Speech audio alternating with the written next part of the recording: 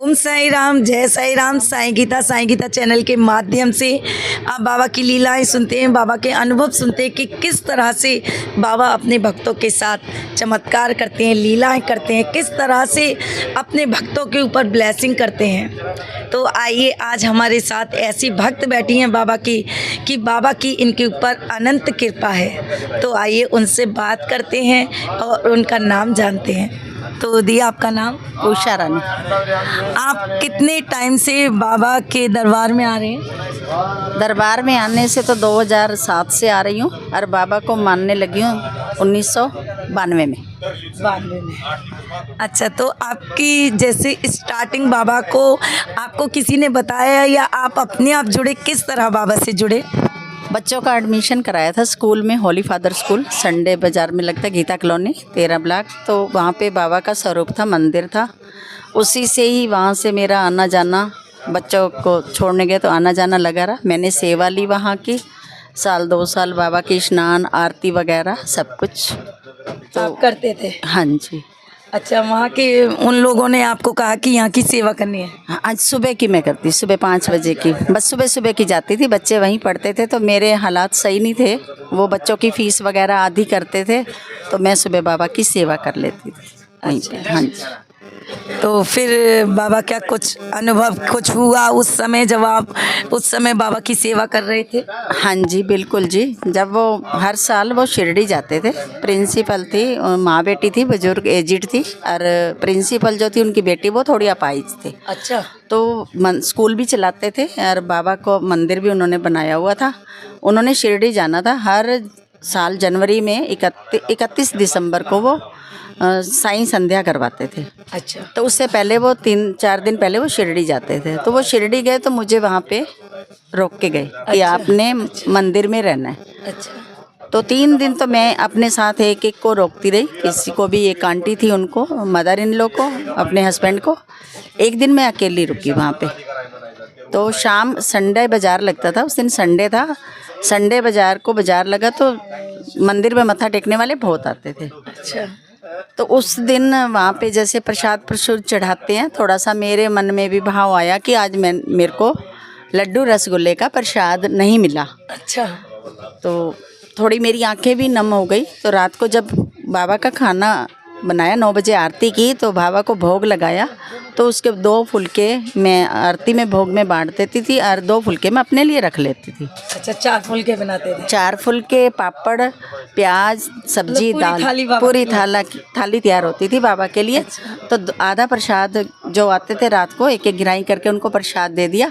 2 मैं अपने लिए अंदर जाके बाबा को ड्रेस बदल के, धोती पहना के, उनके हाथ मुंह सब साफ करके, गणेश जी की भी फ़ोटो थी वहाँ पे, तो इनको तैयार करके सब कुछ करके मैं जल वगैरह लोटा रख के मैं अंदर जाके खाना खाने लगी। तो मेरी आंखें नम हो गई कि मुझे आज लड्डू और रसगुल्ला नहीं मिला। गरीबी ऐसी थी उस टाइम। अच्छा। बहुत, हाँ, हालात कुछ ऐसे थे कि हम लेके खा नहीं सकते थे, तो उस टाइम नहीं मिला।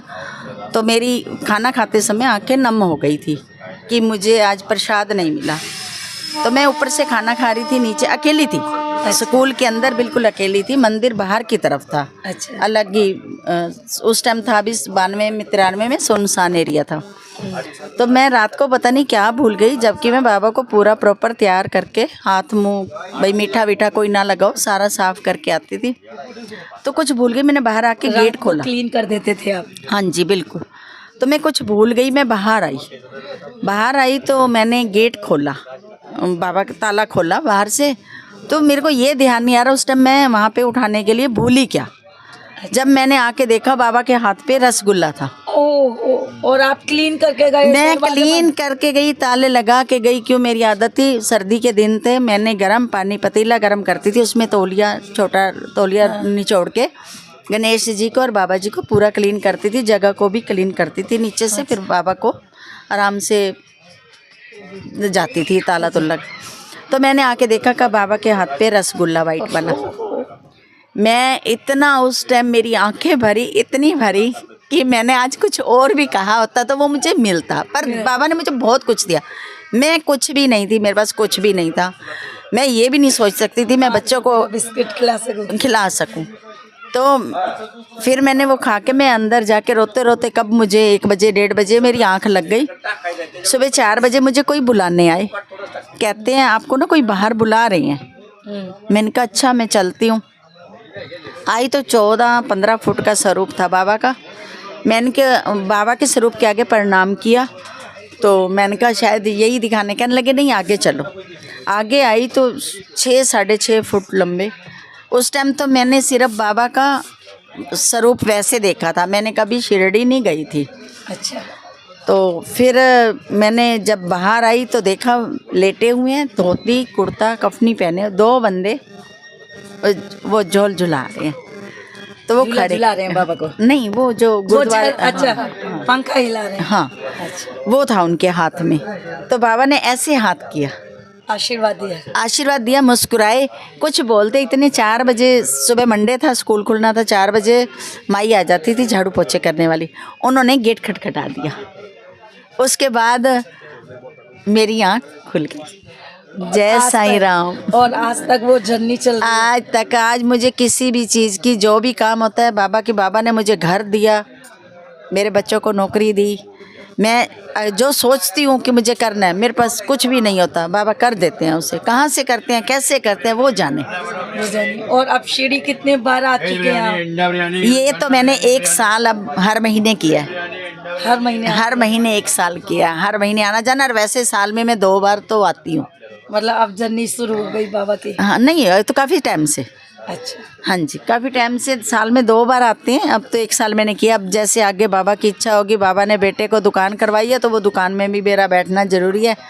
अब एक दिन के लिए तो फिर भी आती रहूँगी। अच्छा, तो पहले की ज़िंदगी में और आपकी ज़िंदगी में जो अंतर आया है वो सब बाबा की देन है। इन्हीं से हमारी सुबह होती है, इन्हीं से हमारी रात होती है। यही माँ बाप हैं, भाई बहन, सखा संबंधी, सब कुछ मतलब बाबा ने आपको भरपूर कर दिया। हाँ जी। कहते हैं तुम ना करोगे तो कर्म कौन करेगा, और तेरे बिना साईं झोली कौन भरेगा। तो देखा कि दी के परिवार में कैसी स्थिति थी, लेकिन ये साईं से जुड़ी, साईं की इन्होंने सेवा करी और किस तरह से बाबा ने इनकी ज़िंदगी बदल दी। कहते हैं दीदी कहती थी मैं 5 रुपए के बिस्किट के लिए भी तरसती थी। हाँ, तरसती थी, और आज बाबा ने उनको सब कुछ दे दिया। आज मेरा अपना मकान है। अच्छा। 3 फ्लोर है, 2 टाइम की रोटी, 3 टाइम का खाना, अच्छा है, कपड़ा अच्छा है, और बच्चे कोई ऐब नहीं है बच्चों। सबसे बड़ी बात ये है। हाँ जी। अभी मैंने 2-2.5 साल पहले छोटे बेटे की शादी करी, तो वो सब ये कहते थे कि भाई बड़े बेटे की पहले बेटी हुई तो सोचा इसकी तो मैंने जिस दिन उसकी शादी हुई तो ऐसे कोई बात हुई, किसी ने पूछा कुछ है, मैंने कहा नहीं इसका बेटा ही होएगा जब भी होएगा। अब उसका बेटा हुआ था, जब भी मैंने ये साल उठाया हुआ था, मैं उसको पूरे टाइम पे घर अकेली छोड़ के आई थी। बाबा के पास लोकल डब्बे में आई टिकट लेके, मैंने अपनी टिकटें आगे पीछे कराई कैंसिल, क्योंकि उसका पूरा टाइम है। फिर जब उसकी डिलीवरी हो गई, लेट हुई, ऑपरेशन से हुई, फिर उसको मैं 15 दिन की अकेले छोड़ के आई। मैंने अपना महीना मिस नहीं किया। मैंने कहा नहीं इसको नहीं छोड़ना। फिर सब कहने लगे तुमने दवाई दिलाई होगी। मैंने कहा मैंने नहीं, वो देने वाले बैठे हैं बाबा, उनकी देन है। जब इसकी शादी हुई थी, जब भी बोला था कि इसका बेटा होएगा, अरे हुआ भी बेटा। क्या होता है? बोल साईनाथ महाराज की जय। तो बाबा क्या नहीं कर सकते। बाबा की ऐसी ऐसी लीलाएं होती हैं कि आप बाबा को अगर मानते हैं, जानते हैं, तो बाबा आपके साथ हैं। आप बाबा पे भरोसा करें, विश्वास करें। पैदल जाती थी। अच्छा। 6-7 बार मैं 18 किलोमीटर पड़ता है, पैदल जाती थी। जब मेरे पास कुछ नहीं था, मैंने बाबा के चरण लोधी रोड में है, तो मैं थोड़ी सी वहाँ पे आंखें नम करके रोई कि बाबा मुझे 10 गज की खोली दे दो, जिसमें अपने पैर पसार सकूं, इतना दे दो। और आप पैदल जाती थी 18 किलोमीटर? 18 किलोमीटर जाती पैदल थी। मेरे बेटे का जन्मदिन होता था 27 जुलाई को, बड़े बेटे का। 2-3 बार मैं उसको सुबह पैदल लेके गई हूँ, आती दफ़ा ऑटो पे लाती थी। एक बार मैं पैदल गई थी और पैदल ही आई थी, मेरे पास जाने के लिए 5 रुपये भी नहीं थे। अच्छा। बाबा को देने के लिए भी 1 रुपये का भी नहीं था, मत्था टेकना या मैं कुछ खा लूँ। मैं गई भी पैदल, आई भी। उस दिन मैं वहाँ लोधी रोड, मेरी आंखें नम करके मैंने बाबा को बोला मेरे को कोई कारोबार दे दो और मेरे को 10 गज की खोली दे दो, जिसमें मैं मकान बदल के चेंज, मेरे हस्बैंड ड्रिंक करते थे, मुझे हर 6 महीने 8 महीने में मकान चेंज करना पड़ता था, तो मेरे को मकान ना चेंज करना पड़े, पैर पसारने के लिए जगह दे दो बस। तो मैं वहाँ से ऊपर द्वारका मई में बैठी जाके आमने सामने बाबा से अपने मन ही मन बातें करती रही। तो उसके 6 महीने पड़े थे तो मुझे एक्सपोर्ट का काम मिला। क्या बात है। एक साल मुझे नहीं पता, सुना था बाबा छप्पर फाड़ के देते हैं, कैसे देते हैं, कहाँ से आता है, वो लेते भी छप्पर फाड़ के हैं, देते भी छप्पर फाड़ के हैं। 6 महीने के अंदर मेरे को एक्सपोर्ट का काम मिला। साल के अंदर मैंने घर लिया अपना। बोल साईनाथ महाराज की जय। तो ये बाबा लीला करते हैं। बाबा किस तरह से अपने भक्तों के ऊपर लीला करते हैं। आपने देखा कि बाबा की लीला जिस पर हो जाए उसकी ज़िंदगी बदल जाती है। तो अगर आप लोग भी विश्वास करते हैं तो अपनी एक्सपीरियंस शेयर करने के लिए हमारे नंबर पे आप लोग व्हाट्सएप कर सकते हैं या हमसे कांटेक्ट कर सकते हैं। ओम साई राम, जय साई राम।